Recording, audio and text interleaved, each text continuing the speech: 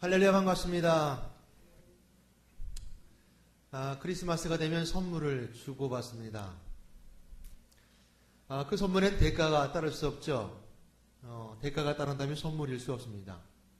근데 그 주는 선물에 또 받는 선물에 사랑이 없다면 한번 그 선물을 의심해 봐야 됩니다.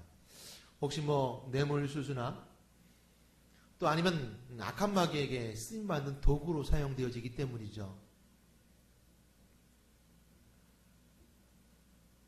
사랑하는 여인이 프로포즈합니다. 사랑해. 그리고 사랑의 증표로 선물을 주죠. 결혼할 때는 반지를 주고 또 연애할 때는 그에 마땅한 선물을 주기도 합니다. 근데 사랑하는 여인이 헤어질 때가 되면 안타깝게 헤어지게 된다고 생각했을 때 내가 이제까지 준 선물 다 내놔 라고 생각하게 되고 이렇게 말하게 되는 것은 사랑이 쭉 빠져버리니까 그들 관계 속에 사랑이 없어져 버리니까 계약 관계가 돼버린 거예요. 그러니까 준 선물조차도 선물이 아니라 계약 관계 속에 내가 손해본 거죠. 내가 더 많이 줬는데, 내가 더 적게 받았는데. 이런 선물 관계, 주고받는 관계처럼 신앙에서도 마찬가지로 어떤 사랑의 관계가 아닌 계약 관계가 되려 하는 신앙의 오류들을 보게 됩니다. 기도에 이만큼 기도했는데 기도한 만큼 이만큼 응답되어야 된다라고 생각하는, 즉 다시 예를 들면 기도를 100시간을 했다면 세상에서 100시간을 투자했을 때 나오는 가치만큼의 응답이 있어야 되지 않겠느냐. 100시간을 투자하고 기도했으면 하나님도 그 마음을 여시고 그 마음을 아실 거예요. 그러나 우리가 이처럼 계산관계 속에서 신앙도 이만큼 우리가 했는데 왜 이만큼 오지 않는가라고 계산적인 관계 속에 있다면 그건 원초적인 신앙 모습이라는 겁니다. 굉장히 원초적이죠.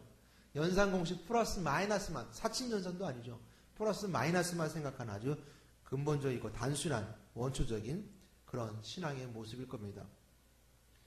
참 선물은요, 어떤 물질과 또 환경과 이런 것도 중요하지만 참 선물은 희망을 주는 선물이다 그럽니다. 희망을 주는 선물. 크리스마스가 다가오고 연말이 다가오니까 신문기사들이 여러 기사들이 많이 올라옵니다. 어떤 희망을 주는 선물들에 대한 메시지들이 많이 올라오죠. 사랑의 열매뿐만 아니라 많은 어떤 극동방송 CTS든 이런 방송 매체에서도 많은 어떤 사랑의 프로그램들을 진행합니다. 오늘 신문기사에 12월달 신문기사에 이런 제목이 나왔어요. 반기문 유엔 사무총장 바쁜 스케줄 속에서도 12세 소년을 만나다 라는 타이틀이 제목이 있었습니다. 바쁘게 스케줄이 움직임에도 불구하고 그 스케줄을 뒤로하고 12살짜리 어린 소년을 만난다 라는 타이틀의 제목이었습니다. 이 신문기사에 등장하는 이 소년은 은비라는 아이였습니다. 12살인데요. 3년 전에 아빠가 집을 나갔어요. 그리고 이 은비에게 엄마도 내가 생일 때면 돌아오겠다고 그리고 이 은비를 떠났습니다. 그러니까 이 아이가 크고 또 이렇게 성장할 때 굉장한 절망감이 다가왔을 거예요. 부모님이 날 떠났는데 이 아이가 지역 아동센터에서 있었던 걸 기억하고 아동센터에 있었던 걸 기억하고 지역 아동센터를 찾아가서 거기 언니들이 엄마가 되어주고 또 언니가 되어줬던 그런 아이였습니다. 이 아이가 좌절할 땐, 세상에 대해서 절망할 땐 이 아이에게 희망을 품게 해줬고 좌절할 땐 새로운 어떤 사랑을 품게 해줬습니다. 이 은비라는 아이가 잘 커서 9월 달에 있었던 주한미군이 하게 되는 어떤 영어대회에 참석하게 되고 거기 장려상을 받게 됩니다. 그러면서 자기가 소망을 품어요. 나도 반기문 유엔 사무총장처럼 유엔 사무총장이 되고 싶다라는 소망을 품게 됩니다. 그리고 그가 거기서 영어에서 상 받은 걸 통해서 내가 반기문 사무총장을 만났으면 좋겠다는 소망을 품고 희망을 간직합니다.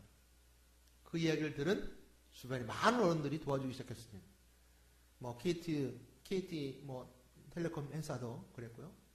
또 극동방송과 김장한 목사님이 계시는 극동방송에서도 방송을 막 하면서 이 아이에 대해 후원을 부탁했습니다. 그것이 이루어질 사건이 바로 반기문 사무총장이 12월 달에 만난 이 어린 은비라는 소녀입니다.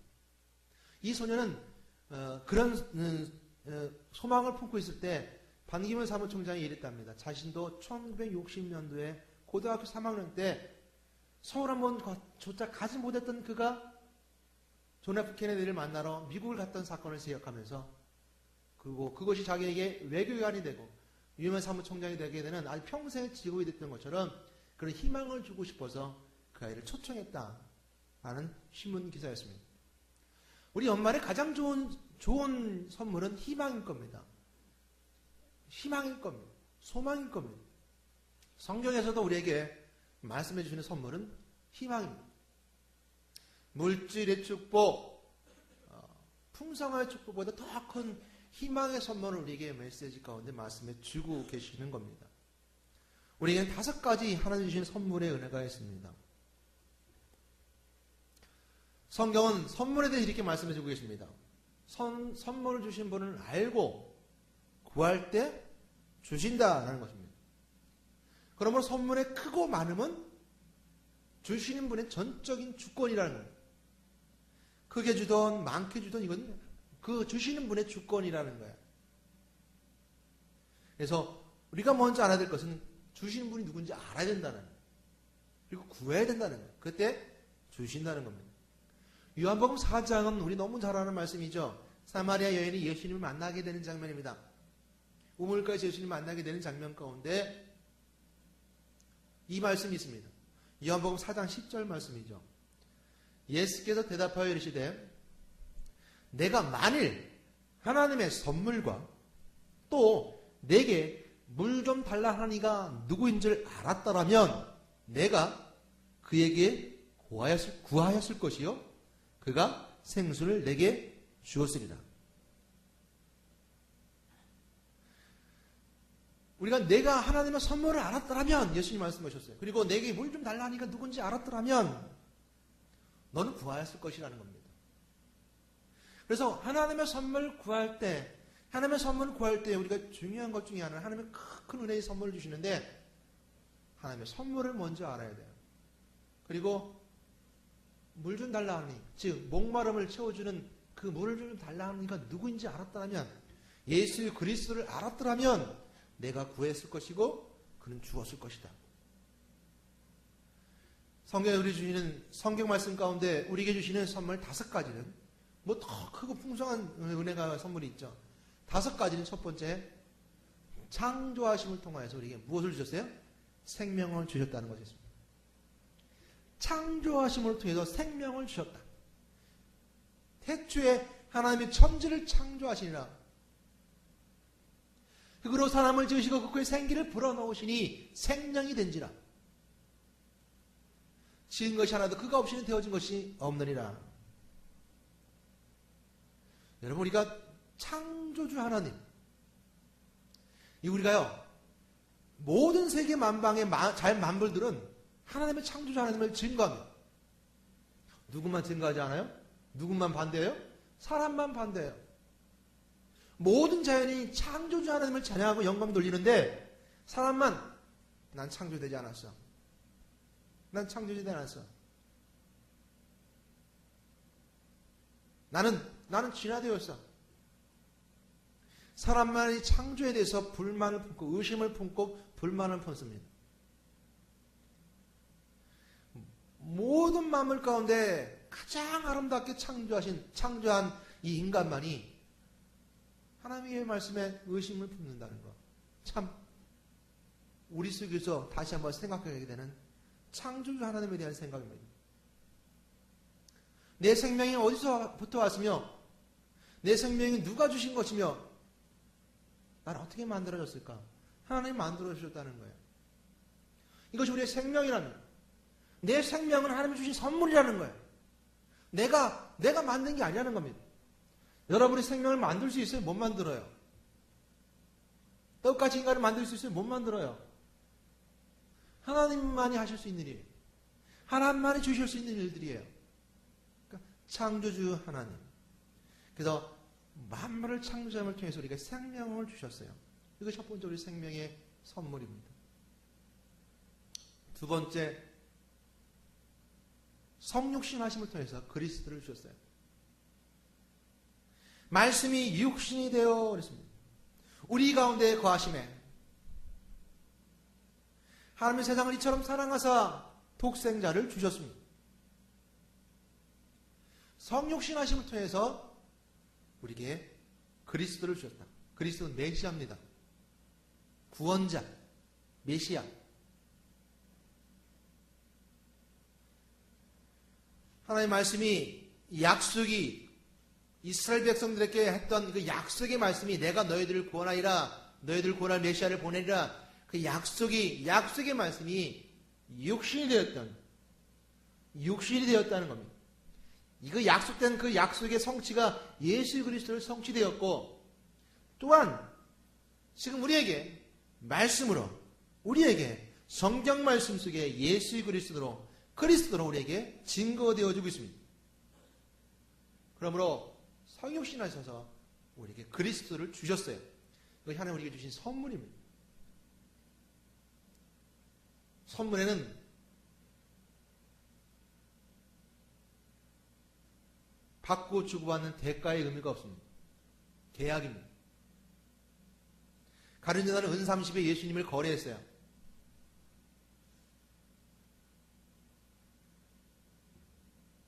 그리스도에 주신 것은, 말씀으로 우리에게 그리스도를 주신 것은 값없는 선물이에요.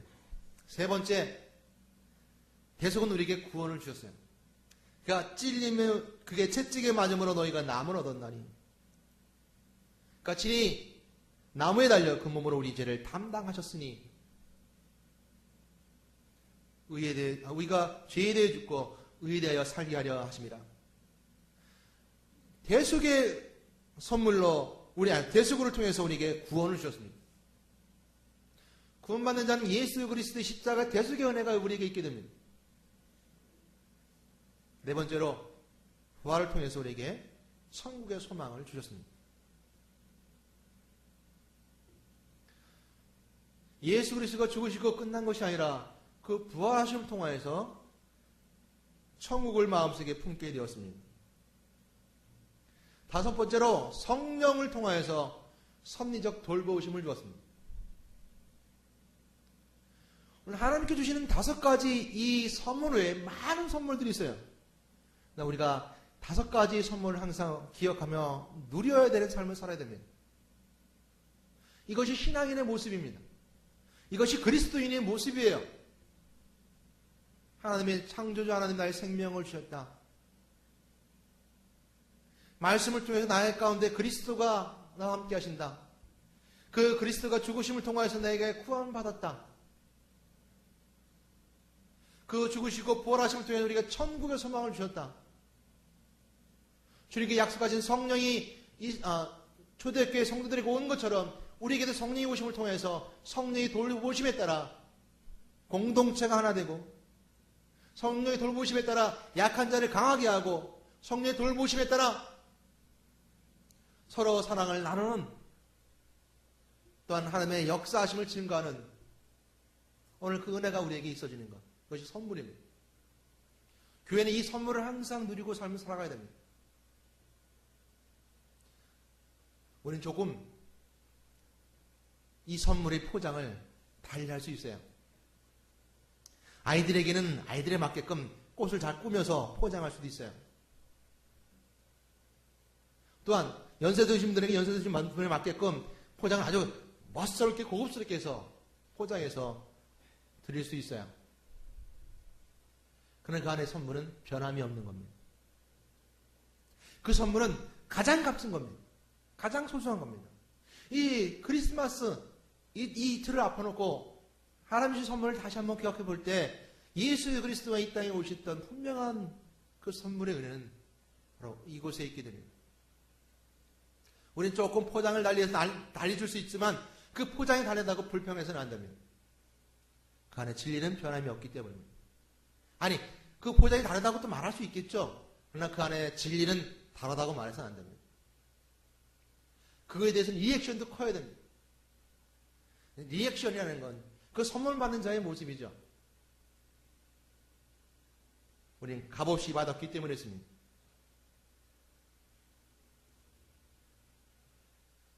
빌립 집사님이 초대교회에 성령이 역사하시고 그들이 큰 발전을 가져오게 됩니다.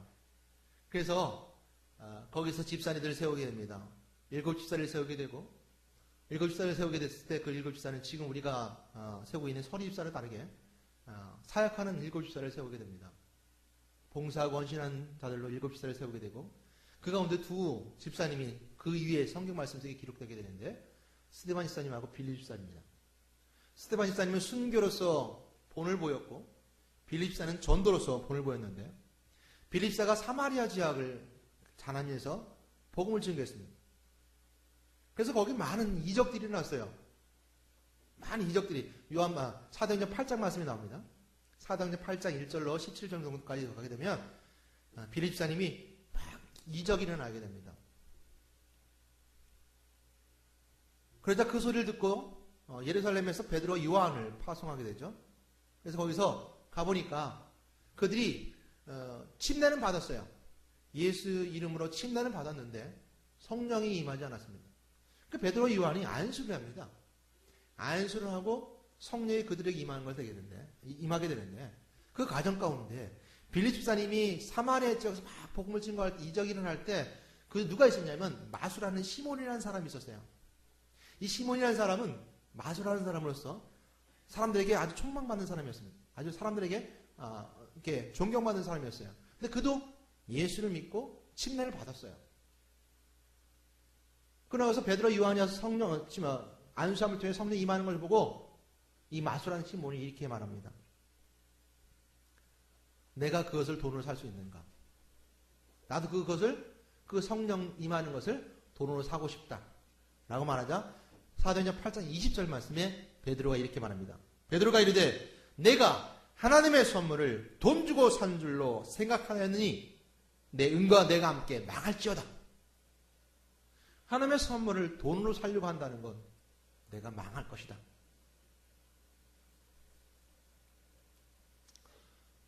오늘 하나님의 선물을 돈으로 살 수 없습니다. 하나님의 선물은 우리 어떤 노력으로 살 수 있는 것이 아닙니다. 하나님이 주시는 값없는 은혜 가운데 우리가 주어지게 되는데 가장 중요한 것은 믿음입니다. 오늘 본문 말씀에 보게 되면 너희는 그 은혜에 의하여 믿음으로 말미암아 구원을 받았으니 은혜에 의하여 하나님 주시는 선물에 의하여 믿음으로 말미암아 구원을 받았으니 은혜는 하나님으로부터 오시는 겁니다. 하나님으로부터 오는 겁니다. 그래서 구원은 은혜로 인한 것이에요. 하나님 주신 선물을 통해서 구원을 받습니다.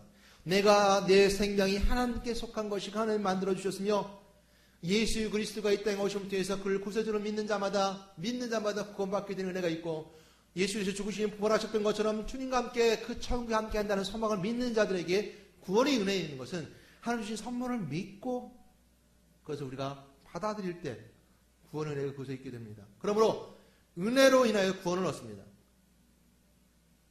그러나 믿음으로 말미암아 그래서 은혜는 하나님께 속한 것이라면 믿음 우리에게 속한 겁니다. 우리가 그걸 믿느냐 믿지 않느냐 우리 마음속에 믿음이 있느냐 그것은 우리 거라는 겁니다. 우리가 해야 될 일들이라는 겁니다. 그래서 그 은혜에 의하여 믿음으로 말미암아 구원을 받았으니 이것은 너에게 난 것이요 하나님의 선물이라. 믿음도 하나님의 선물이라는 겁니다. 믿게 한다는 겁니다. 믿음을 강압적으로 우리에게 강요하고 있습니다. 믿어라. 그 은혜를 믿을 때 내가 구원받을 것이다 라고 우리에게 말씀해 주고 있는 것이죠. 그러기에 너희는 그 은혜에 의하여 믿음으로 말미암아 구원을 받았으니 이것은 너희에게서 난 것이 아니요 하나님의 선물이라. 은혜가 하나님께 속한 것이라면 믿음은 인간에게 속한 것입니다. 은혜는 인간에 대한 값없고 조건 없는 긍휼입니다. 믿음은 인간이 겸손하게 그것을 받아들이는 것입니다.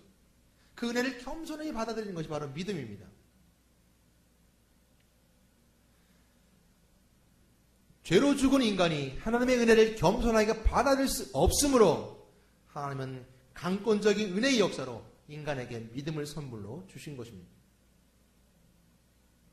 믿음도 우리에게 주신 하나님의 선물인데 그 은혜를 받을 수 없기 때문에 죄 많은 우리 인간들이 자꾸 부정하기 때문에 무슨 창조주 하나님이야 나는 진화되었어. 무슨 말씀이 육신이 되었어. 쓸데없는 소리 하지 마. 어떻게 인간이 말씀 가운데 약속에 따라 응답되었던 것이 말씀이 육신이 됐다고 할 수 있어? 어떻게 성경 말씀 속이 성경 말씀이 가장 권위 있는 말씀이 돼? 라고 우리 속에서 끊임없이 의심이 일어나고 불신이 일어납니다.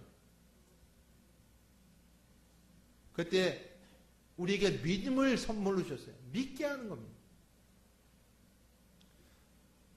빌립보서 1장 29절 말씀, 오후 말씀도 이 말씀을 보겠지만 제가 천천히 읽어보겠습니다.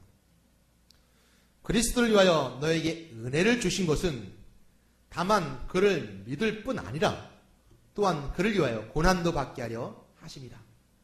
빌립보서 1장 29절 말씀, 믿을 뿐만 아니라 그 은혜를 주신 것은 다만 그를 믿을 뿐만 아니라 고난도 같이 받게 된다는 겁니다. 믿는 자에게 고난도 따른다는 거예요. 그것처럼 믿는데 쉽지 않다는 겁니다.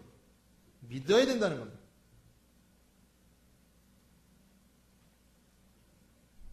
그래서 우리에게 주시는 믿음의 은혜가 굉장히 중요합니다.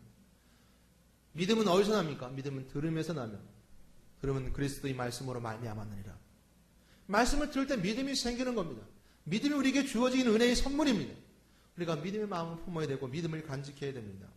히브리서 11장 6절 말씀에 믿음이 없이는 하나님을 기쁘시게 하지 못하나니 하나님께 나아가는 자는 반드시 그가 계신 것과 또한 그가 자기를 찾는 자들에게 상 주시는 이심을 믿어야 할지니라.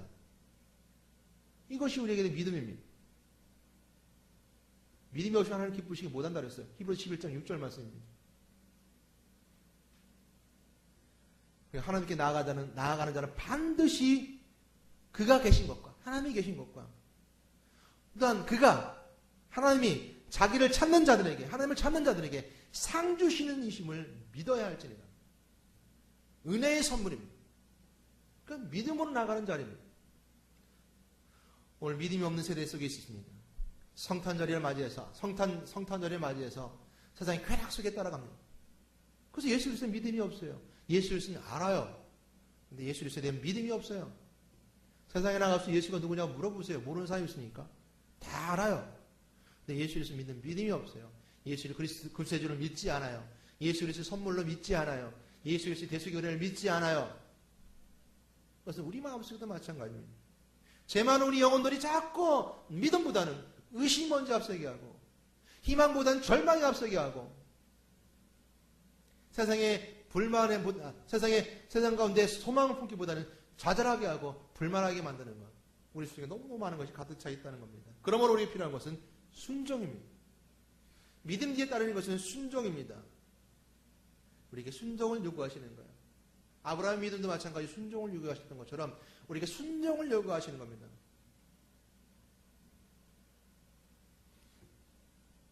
온전하게 되셨은즉 자기에게 순종하는 모든 자에게 영원한 구원의 근원이 되시고. 히브리서 5장 9절 말씀입니다. 그러므로 우리의 행 가운데는 순종이 필수입니다. 그러므로 우리가 주시는 선물의 은혜에 감사해야 되는 것, 그것은 우리가 주시는 하나님의 은혜 가운데 감사해야 될 조건들입니다. 감사는 하나님께 향한 우리의 표현입니다. 하나님 감사합니다. 여러분 아멘, 이것도 마찬가지 하나님께 향한 표현입니다. 그러니까 사람에게 하는 아멘이 아니에요. 하나님께 향한 아멘이에요. 리액션입니다. 여러분 사랑하는 여인에게 선물 받았어요. 별로 마음에 들지 않아요. 그 안에 내용 별로 마음에 안 들어요. 싸구려 같아요. 아니 정성이 없는 것 같아요. 진실되어 보지 못해요. 그러나 그 마음속에 진심을 받아들이고 그 선물을 바라보면서 리액션 할 수 있는가? 그 주구자는 그 마음속에 있는 그 진실함을 발견하고 감사합니다. 너무너무 감사한 선물이에요. 하고 사랑하는 여인들끼리 올 겁니다. 부부도 마찬가지죠.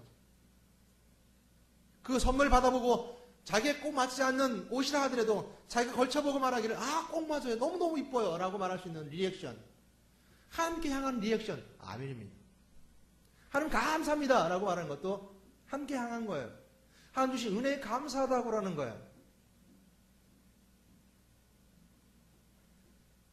오늘 하나님 여러분들과 함께 하시면서 여러분에게 은혜로 선물로 주십니다. 그것이 우리 감사의 표현이 되는 겁니다.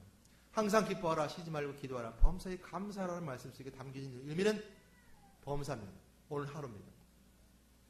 그러면 오늘 주신 하나님께 감사하라는 거예요. 오늘 숨을 쉬는 것, 창조주 하나님 주신 그 생명 가운데 숨을 쉬는 것 감사하고, 오늘 예배 드릴 수 있는 것도 감사하고, 이거 우리 주신 선물이잖아요.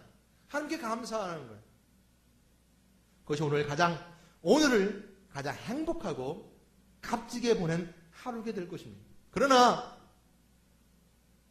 오늘 내가 가장 실망스러운 하루고 가장 절망스러운 하고 오늘 가장 실망스러운 절망 가운데 있는 뒤이라면 하나님 주신 은혜의 선물을 믿음으로 받지 못한 자의 모습입니다. 그런 삶에 있어서 얼마나 불행합니까? 그게 불행한 거예요. 얼마나 불행한 인생입니까? 내가 오늘도 숨을 쉬는 거 감사하고 어제보다 오늘 주신 거 감사하고 내일 향해 또 생각해 볼 수 있는 것도 감사하고 이게 모든 거 하나님 주신 선물이기 때문에 감사한 거예요. 그래서 저는 평강그리스도의 성도님에게 오늘 말씀드리고 싶습니다. 오늘 가장 값진 하루를 만드신 여러분 되시길 바라겠습니다. 오늘 가장 값없는 하루를 만들지 마세요. 그것이 바로 우리의 믿음입니다. 여러분의 믿음입니다. 고린도후서 9장 15절 말씀에 말할 수 없는 그의 인사로 말미암아 하나님께 감사하노라. 무슨 목사라는 분이 트윈라인에 글을 올렸어요. 아주 그전부터 많이 쓰던 이해할 속에 있는 글인데요. 20살 때는 세상을 변화시키려고 돌을 들었다. 30살 때는 아내를 바꾸려고 아내를 변화시키려고 눈꼬리를 들었다. 40살 때는 아이를 변화시키려고 매를 들었다. 50살 때는 바뀌어야 할 사람이 바로 나임을 깨닫고 들었던 것을 다 내려놓았다. 이 글이었습니다. 우리는 자신이 가지고 있는 가장 소중한 가치, 오늘 하루라는 가치, 오늘 이 거룩한 주일이라는 가치를 너무너무 그 값진 선물을 너무너무 쉽게 생각할 때가 많습니다. 오늘 누구에게 주어진 현재라는 오늘이라는 평범한 선물이 우리 일생을 좌우하는 가장 위대한 선물이라는 것을 알지 못할 때가 너무 많습니다. 평강그리스도의 믿음의 공동체에 사는 지혜로운 믿음의 사람들은 우리의 인생을 행복과 성공으로 이끌어주는 소중한 선물에 대한 말씀을 성경을 통해서 읽고 묵상합니다. 사람이 소년일 때 젊은이로 성장하고 직장생활을 하면서 숱한 환멸과 좌절을 겪지만 마음의 평화를 주고 진정한 행복을 가져다주는 세상에서 가장 소중한 선물을 늘 생각해야 합니다. 그것이 바로 하나님이 주시는 오늘 현실이라는 마침내 그 큰 선물의 의미를 깨닫게 되는 것, 그것일 것입니다. 오늘도 행복한 하루가 되시기를 예수 그리스도가 주시는 은혜로움의 이름으로 권면하며 축원합니다. 아멘. 기도하겠습니다. 하나님 감사합니다.